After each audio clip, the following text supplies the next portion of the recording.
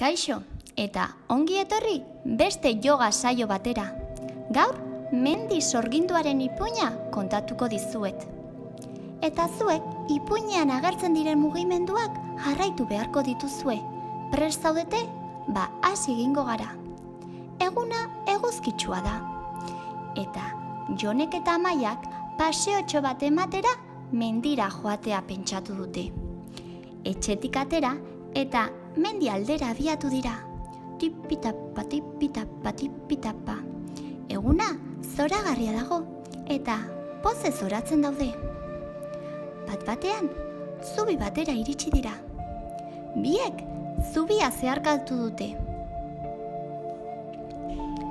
Zubiaren beste aldean tximeleta pila badaude.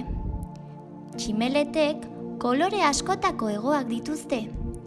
Eta loreen inguruan hegan egiten dute. Oso ondo ari zarete. Orain beste aldera. Jonek eta Amaiak oinez jarraitu dute eta haritze zinguratutako baso batera iritsi dira. Zuhaitzaietako bat ikaragarri gustatu zaie, adar luzeak eta enbor sendoa duelako. Haritzera igotzen saiatu dira, oreka mantenduz. Batean, Amaia Amona Mariak erakutsi zion ariketa bat gogoratu du. Besoak zabalu, sudurretik arnasa hartu eta bota. Hartu arnasa sudurretik eta bota.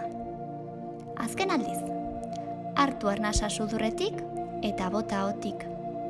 Berriro hartu eta bota.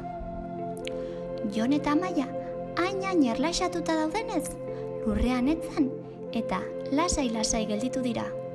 Arnasa hartzen eta botatzen. Arnasa hartu eta bota. Oso ondo. Orain, lasai-lasai geldituko gara etzan da. Guk gaurkoz amaitu dugu. Agur!